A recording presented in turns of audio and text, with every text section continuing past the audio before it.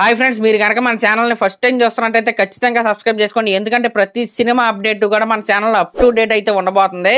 దీంట్లో ఎటువంటి డౌట్ అయితే లేదు.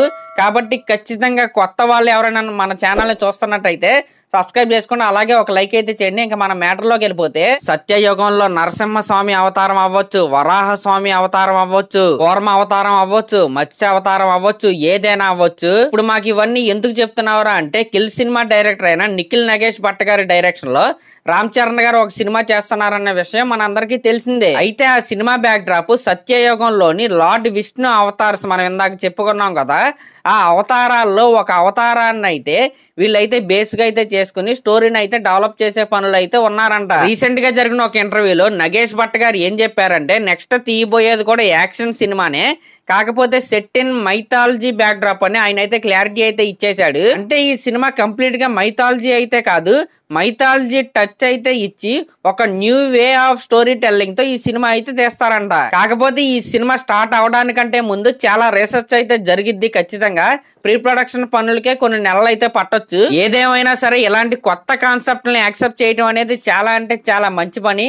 రామ్ చరణ్ గారు ఇకపై రాబోయే రోజుల్లో కూడా ఇలాంటి న్యూ ఐడియాస్ అయితే ఎంకరేజ్ చేయాలని నేనైతే కోరుకుంటున్నా. ఇంక ఇది పక్కన పెడితే ఆర్జీవి గారిది ఒక మాట అయితే ఉంటది కదా, నువ్వు ఎన్నిసార్లు కొట్టిన చావని పావురా అని. అలాంటిదే అనమాట మన ఆరెంజ్ సినిమా కూడా. ఎన్నిసార్లు రీ రిలీజ్ అయినా సరే ఈ సినిమాకి ఇంచు క్రేజ్ కూడా తగ్గదు. ఒక కల్ట్ క్లాసిక్ సినిమాకి ఎగ్జాంపుల్ గా అడిగితే ఫస్ట్ వచ్చే పేరు ఆరెంజే. నిజంగా ఇది థర్డ్ టైం అనమాట ఆరెంజ్ సినిమా రీ రిలీజ్ అవటం. నిన్న కొన్ని కొత్త సినిమాలు అయితే రిలీజ్ అయినాయి. లైలా అవ్వచ్చు, బ్రహ్మానందం గారి సినిమా అవ్వచ్చు, ఇంకా ఇంకొక సినిమా అయితే రిలీజ్ అయింది. ఆ కొత్త సినిమాల కంటే ఆరెంజ్ సినిమాకి ఎక్కువ ఆక్యుపెన్సీ అయితే ఉంది. దగ్గరగా ఆరెంజ్ సినిమాకి 50K పైగా టికెట్స్ అయితే సోల్డ్ అవుట్ అయితే అయ్యాయి.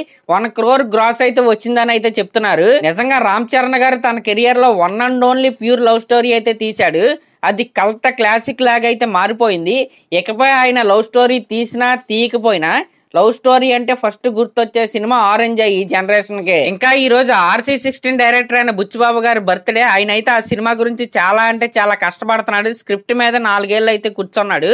అయితే ఈ సినిమాకి సంబంధించి 3 schedules అయితే పూర్తయ్యాయి కదా. 4th schedule అనేది మార్చ్ లో అయితే స్టార్ట్ అయ్యింది. ఈ ఫిబ్రవరిలో ఎటువంటి స్కెడ్యూల్ అయితే లేదు. సరే, మరి లాస్ట్ లో ఇలాంటి లేటెస్ట్ సినిమా అప్డేట్స్ మీకు ఇన్స్టెంట్ గా కావాలంటే నా ఛానల్ అయితే సబ్స్క్రైబ్ చేసుకోండి. అలాగే ఒక కామెంట్ అయితే చేయండి. Thank you.